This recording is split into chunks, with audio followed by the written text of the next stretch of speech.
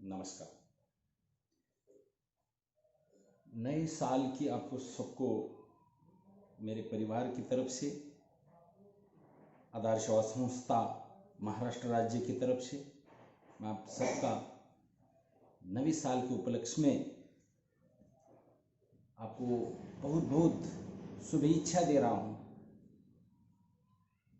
खासकर हम इस साल को देखें 2020, हमेशा 100 साल के बाद इतना महाभयंकर प्रकोप इस प्रकार हुआ है कि बहुत ही मनुष्य हानि, इसमें वित्त हानि, आर्थिक हानि, बहुत कुछ हानियों का सामना हमें करना पड़ा। इस 2020 में हमने ये महसूस किया कि ईश्वर सत्ता कुछ है। बोलते हैं कलयुग प्रारंभ हो गया है, तो कलयुग के जो चलचित्र होते हैं वो किस प्रकार दिखाता है ईश्वर। जो 4 युगों में कलयुग सबसे भयानक माना गया है। जो कलयुग में जो कलयुग का अंत इस प्रकार है कि जो प्रलय होने वाला है, और प्रलय की कुछ स्टार्टिंग की निशानियां हमें समझ में आता है। नए साल के उपलक्ष्य में मैं ये आपको बताने का प्रयास कर रहा हूं कि 2021 बहुत शुभ है। मगर कब शुभ है? जब तक आप उस साल को आध्यात्मिक तौर पे नहीं ले जाते तब तक। 2011, 7, 21 ये आपके शुभ रहते हैं। मगर कब? जब उनको आध्यात्मिक प्रवृत्ति में ले आएंगे तब तक।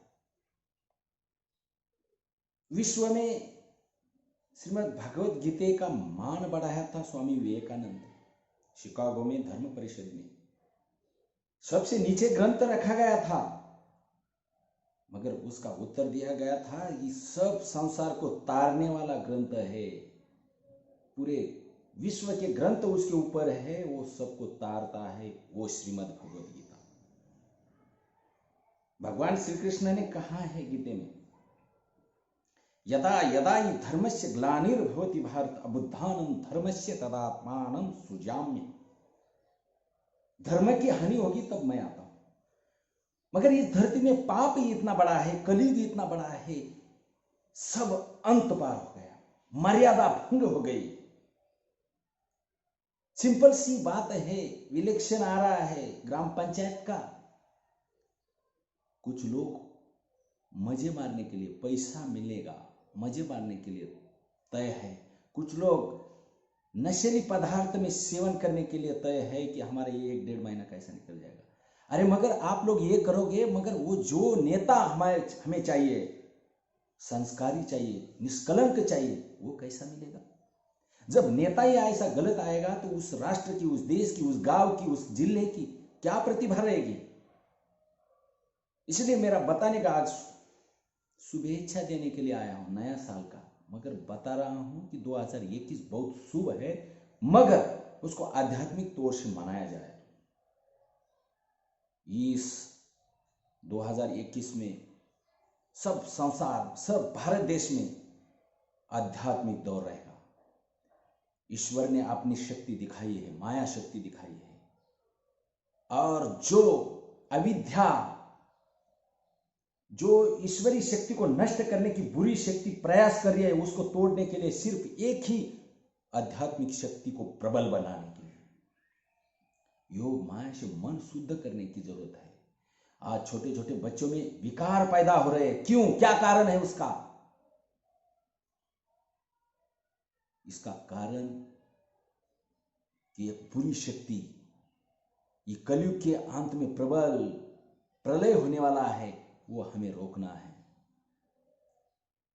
40 साल मेरी उम्र हो गई है, 45 साल मेरी उम्र हो गई है। मेरी इस उम्र होने के बाद मुझे ये समझ में नहीं आया कि मैं कौन हूं, मेरी स्थिति इस संसार में क्या है। मैंने बहुत कुछ संसार में देखा है, बहुत कुछ टूर किया है, सब संसार घूम के देखा है। अरे मुझे मेरा पता नहीं मिला है, मैं कहां हूं। जब मैं कहां हूं की बात आती है तब श्रीमद् भगवद गीता का नाम आता है। वहां आपको आंसर, आपको वहां उत्तर मिलेगा। भगवंत कहते ईश्वर सर्वभूतानाम, सर्व प्राणी मात्र में ईश्वर है, मगर कहां है, कैसा ढूंढोगे उनको? इसका उत्तर भगवद गीता के दूसरे अध्याय से, पहला अध्याय व्यूह रचना है। और जब मोह होता है अर्जुन को, तब वो मोह दूर करने के लिए भगवंत गीता सत्य ज्ञान बताते हैं। उस ज्ञान को संपूर्ण विश्व, पूरे विश्व में ऐसा ज्ञान नहीं है। और जब आत्मा और आपकी खुद की पहचान अगर आपको देखना है, तो इस आत्मा में देखोगे मैं कौन हूं। इसकी जानकारी जब तक आपको नहीं मिलती, जन्म पुनरपि जननम पुनरपि मरणम, जन्म लेते रहोगे जिंदगी भर, कितने युग पार करोगे, आपको समझ में नहीं आएगा। मेरी आधी निकल गई है, आधी के बाद क्या होगा? क्या कमाते रहोगे? साथ में ले जाओगे? सुतली का तोड़ा ले जाते हो साथ में? एक सुई के टोक के आकार की चीज भी आप कहीं ऊपर नहीं ले जाओगे आपके साथ। किसलिए यहां प्रपंच क्यों रच रहे हो? ये आपको समझ में आना चाहिए कि मुझे क्या करना है, मुझे क्या नहीं करना है। मैं पूरे देशवासियों को, मेरे गांव से लेकर पूरे देश तक ये मैसेज देता हूं कि मुझे और आपको अपनी पहचान बनानी है। ये पहचान नहीं बनानी मैंने ये किया वो किया। अरे भगवान तो कहते हैं अपनी ऐसी पहचान करो। कबीरदास जी कहते हैं ऐसी करनी कर चलो कि मरते समय लोग रोए और तुम हंस के जाओ। यही तुम्हारी आध्यात्मिक पहचान। पहचान क्या है? मैं कौन हूं? मैं एक आत्मा हूं। मैं बार बार जन्म क्यों लेता हूं, और जन्म लेने की परिस्थिति क्यों आती है?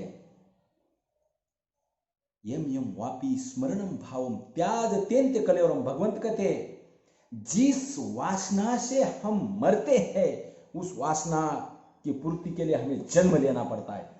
फिर क्यों वासना करे? समझ में वो अध्यात्म की शक्ति, अध्यात्म गीता पढ़े, समझ में तो आ जाएगा मुझे क्या करना है क्या नहीं है। फालतू का प्रपंच रच देते हो, ये मेरा बंगला है, ये मेरा गाड़ी है, ये मेरी, ये सब के ऊपर प्रॉपर्टी है। क्या करोगे? साथ में कुछ नहीं ले जाओगे। तुम्हारे को जीना कितना है? कोई आपको 100 साल से ऊपर जिएगा नहीं, जिलाएगा नहीं। कितने डॉक्टर आएंगे आपके पास, आपको नहीं संभाल पाएंगे। तुम्हें तुम्हारी जगह देखना पड़ेगा। वो जगह है तुम्हारी आत्मा। बाहर का प्रपंच कुछ नहीं है। बाहर जो दिखाई देता है सब असत्य है। आपके अंदर, आत्मा के अंदर जाके झांकोगे तो तुम्हें गीता का ज्ञान ऐसा ऐसा भर पाएगा, ऐसा सुंदरता अंदर निर्माण करेगा कि आपको संसार की चिंता से मुक्त हो जाओगे। फिर आपके मन में आएगा जितात्माना प्रशांत परमात्मा समय शीतोष्ण सुख दुखेशु तथा मानात्माना। एकनाथ महाराज यालाच सांगतात, नको नको मान नको अभिमान, सोडी मी तू पण तोची सुखी, सुखी जेणे व्हावे जग निस्वावे, आज्ञानी लावावे सन्मार्गाशी, मार्ग जया कळे भाव भक्ती बळे, जगाची मेळ दिसती।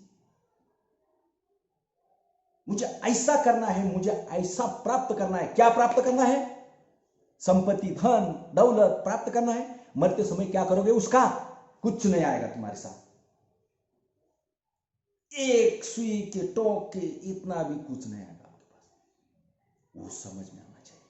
2021 के लिए मैं आप सबको आह्वान कर रहा हूं। 2021 में आप अपनी आत्मा की जानकारी के बारे में सोचोगे। मैं कौन हूं? मेरे अंदर जाके, अपने अंदर जाके ढूंढोगे कि मैं कौन हूं। यार किस लिए आया हूं? क्यों यह प्रपंच बड़ा करना है? खाने पीने के लिए, अपना उदर निर्वाह के लिए। मिनिमम मैक्सिमम क्या? मिनिमम मैक्सिमम क्यों बनाया जाता है? मिनिमम मैक्सिमम ये आराम से चलता है। ज्यादा भी हो गया तो खराब हो जाता है, कम भी हो गया तो खराब हो जाता है।